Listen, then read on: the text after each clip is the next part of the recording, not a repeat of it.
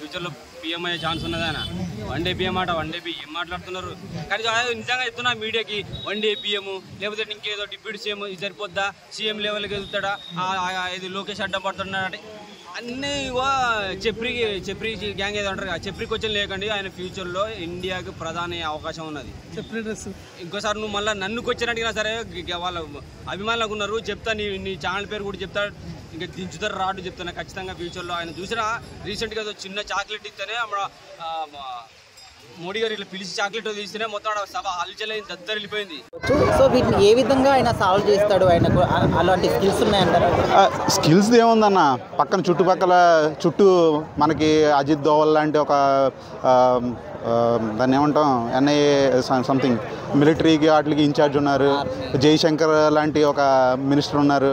So వీళ్ళ సపోర్ట్తో ఆయన ఎలాంటి యాక్టివిటీస్ అయినా చేయొచ్చు. మోడీ గారు ఎలా అయితే చేస్తున్నారో అంతగా మోడీ గారు వారసుడు ఎవరన్నా ఉన్నారంటే మన దేశంలో ప్రజెంట్ ట్రెండింగ్లో ఉన్న ఒక పాపులర్ ఫిగర్ ఎవరన్నా ఉన్నారంటే పవన్ కళ్యాణే. ఆయన తర్వాత ఎవరైనా ఒక క్రెడిబిలిటీ ఏ లీడర్స్ ఇప్పుడు మన ఆంధ్రప్రదేశ్లోనే చూసుకున్నాం, డిప్యూటీ సీఎం హోదాలో ఉన్న ఆయన చేసే యాక్టివిటీస్ చూస్తున్నాం.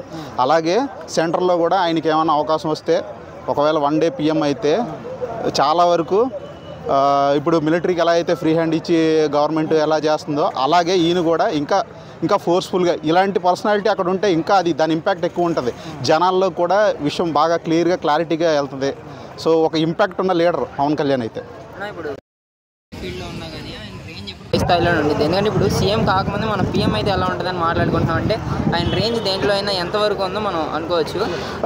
రేంజ్ అనేది మనం డిసైడ్ చేయలేమన్నా. ఆయన ఎలాంటి వాడు అంటే ఒక ఆటం బాంబు లాంటి, ఏ విషయంలో పెట్టినా సరే ఆయన ఎక్స్ప్లాయిడ్ అవుతూనే ఉంటాడు. ఇప్పుడు చూడండి, ఒక పంచాయతీరాజ్ మినిస్టర్ కానీ ఒక డిప్యూటీ సీఎం కానీ ఆయన వస్తారని ఎవరు ఎక్స్పెక్ట్ చేయలేదు.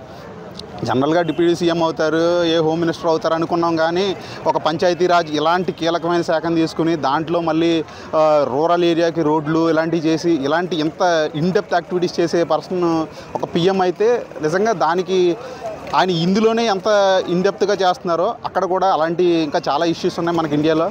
అలాంటి ఇష్యూస్ అన్నింటినీ క్లారిఫై చేసి సింపుల్ షార్ట్ అండ్ స్వీట్గా క్లియర్ చేసి కొన్ని మోడీ గారి లాగా ఇంకా అగ్రెసివ్గా ముందుకెళ్ళే ఛాన్స్ ఉందని మేమైతే నమ్ముతున్నాం అన్న. ఆయన విమర్శించే వాళ్ళకి ఏం చెప్తారు? విమర్శించే వాళ్ళు ఎలాగ ఉంటారన్న, వాళ్ళు ఎంత విమర్శిస్తే అంత మంచిదన్న. నార్మల్గా ఎవరైనా ఒక మంచి పని చేశారనుకో 10 మంది క్రిటిసైజ్ చేస్తారు. అందరి పాయింట్ ఆఫ్ వ్యూలో ఒకేలా ఉండవు కాబట్టి ఎవరు నచ్చినట్టు వాళ్ళు మాట్లాడుతూ ఉంటారు. మాట్లాడడమే మంచిది. ఎంత క్రిటిసైజ్ చేస్తే అంత ఆ మనిషి ఎప్పుడు కూడా మేము ఒక అన్నగా ఒక ఇంట్లో వ్యక్తిగా ఎవరు ఎంత క్రిటిసైజ్ చేసినా ఆయన ఎప్పుడు కూడా దేనికి క్రిటిసైజ్ అయిపోయి కృంగిపోయి మనిషి అయితే కాదు. ఎవరు ఏం చేసినా సరే దాని నుంచి రెట్టింపు వేగంతో తిరిగి వచ్చే మనిషి.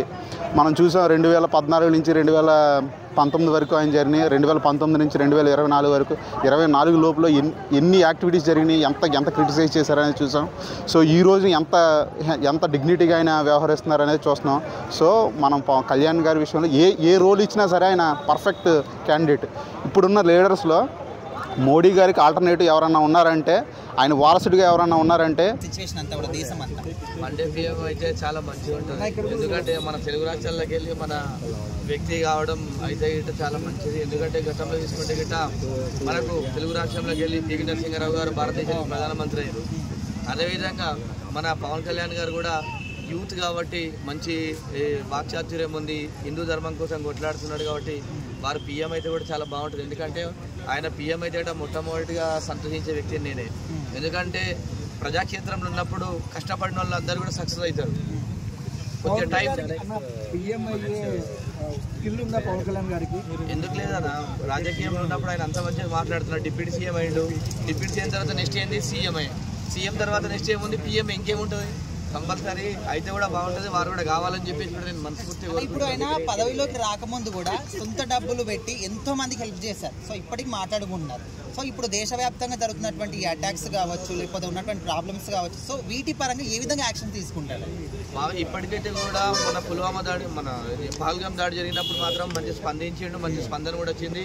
వారు పవన్ కళ్యాణ్ గారు వ్యక్తిగతంగా మాకు సినిమాలు తీసి కూడా డబ్బులు కూడా ప్రజాక్షేత్రంలో కూడా కొట్లాడి గత 15 సంవత్సరాల నుంచి కూడా ప్రజారాజ్యం పార్టీ అప్పటి నుంచి వాళ్ళు అన్నబెట్టిన పార్టీ అప్పటి నుంచి కూడా నిరంతరం కూడా ప్రజల కోసమే పనిచేస్తూ ప్రజా సమస్యల పైన పోరాటం చేస్తున్నాడు. కాబట్టి కంపల్సరీ వారికి కూడా మంచి సక్సెస్ఫుల్ వస్తుంది. ఎందుకంటే ఇప్పుడు గతంలో ఇప్పుడు చూసుకుంటే గిట్ట ఆంధ్రప్రదేశ్లో తీసుకుందాం ఒక ఉదాహరణకు, చంద్రబాబు నాయుడు గారు ఆయన కూడా ఇప్పుడు 75 years అయింది కాబట్టి ఇంకొక ఈ టర్మ్ చేస్తాడు సీఎంగా.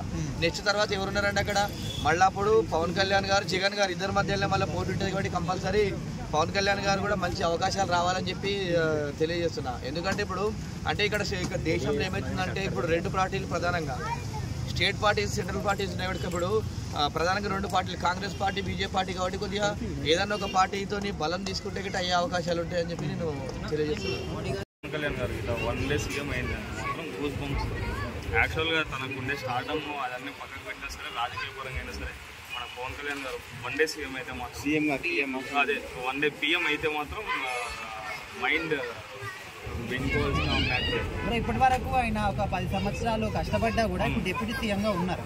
అయితే పదవిలోకి రాకముందు కూడా సొంత డబ్బులను పెట్టి ఎంతో మందికి హెల్ప్ చేశారు. సో ఒకవేళ 1 day PM అవుతే ఇప్పుడు జరుగుతున్నటువంటి అటాక్స్ కావచ్చు, ప్రాబ్లమ్స్ కావచ్చు, సో వీటిని ఏ విధంగా సాల్వ్ చేస్తారు? మనకు ఖచ్చితంగా అయితే సాల్వ్ చేసుకున్నాము. ఇంకోటి ఏంటంటే తనకి ఓపిక ఎక్కువ, అంటే ఓపిక భరించైనా సరే మనం ఒక స్టెప్ ముందుకేసి దాన్ని సమస్యను పరిష్కారం ఎట్లా చేయాలనే మైండ్ ఆలోచన కానీ తనది నాయకత్వం అంటే కమాండింగ్ స్కిల్స్ కూడా ఎక్కువ ఉన్నాయి. కాబట్టి ఒకవేళ ఇట్లాంటి తను పిఎంగా ఉన్నప్పుడు 1 day PM ఉన్నప్పుడు ఇట్లాంటి అటాక్స్ జరిగితే కూడా దేశానికి ఏం అవసరం ఉంటే అది చేయాల్సిన పనే చేస్తాడు తప్పితే మిగతా పని చేయకపోతాడు. ఎందుకంటే ఇప్పుడు మనం ఒకవేళ పహల్గామ్ అటాకే మన సీఎం 1 day PM ఉన్నప్పుడు పవన్ కళ్యాణ్ గారు ఉన్నప్పుడే జరిగింటే అది దేశానికి లాస్ అవుతుంది. ఎందుకంటే వార్ చేస్తే వాళ్ళకేం నష్టపోయేది ఏముండదు. పాకిస్తాన్కి ఎంతసేపున వార్ జరిగిందనుకో మన ఇండియా మనమే నష్టపోతాం, ప్రాణాలు కానీ. ఇంకోటి అదర్ కంట్రీస్ కూడా ఏమైతే అంటే ఇంకా వాళ్ళకి వార్ జరిగింది కదా, వాళ్ళలో మనం ఎకనామీ పెట్టినా సరే మనకి ఏం ప్రాఫిట్ ఉండదు అనుకుంటారు. కాబట్టి దేశానికి ఏమైతే అవసరం ఉంటుందో అదే చేస్తారనే నమ్మకం అయితే మాకున్నాం. అంటే ఆయన ప్రధాని అయితే మోడీలానే పరిపాలిస్తారంటారా? ఆయన ఐడియాలజీతోనే మోడీ కంటే ఒక ఇంత ఎక్కువనే ఉండొచ్చు అన్న నాకు తెలిసినంతవరకు. ఎందుకంటే తను ఘాటుగా స్పందించే ఏది జరిగినా సరే, అంటే మనకి ఇప్పుడు వరకు రాష్ట్రంలో ఏది జరిగినా సరే తను స్పందించే విధాయకం చూస్తే మాత్రం ఆన్ ద స్పాట్ రియాక్షన్ ఉంటుంది. పవన్కి తొందర ఎక్కువ అనే విధంగా కూడా తొందర పడినా సరే కరెక్ట్గా అంటే సిచ్యువేషన్ జరిగినప్పుడు ఎవరు పట్టించుకోకపోవడం ఎట్లుంటుంది, రియాక్షన్ ఇచ్చి ఏదో ఒకటి చెప్పడం ఎట్లుంటుంది. మీరున్నారు పహల్గామ్ ఇష్యూలో పవన్ కళ్యాణ్ PM ఉంటే ఏం జరిగేది? ఖచ్చితంగా అయితే వార్ జరగదన్న. ఇప్పుడు ఇవన్నీ స్ప్రెడ్ అవుతున్నాయి, వార్ జరగాలి, అదే జరగాలి. ఆయనే అన్నాడు కదా, తలకు తల రక్తానికి రక్తం ఉన్నాడు. అట్లాంటి వార్ జరగకుండా ఎలా ఉండేది?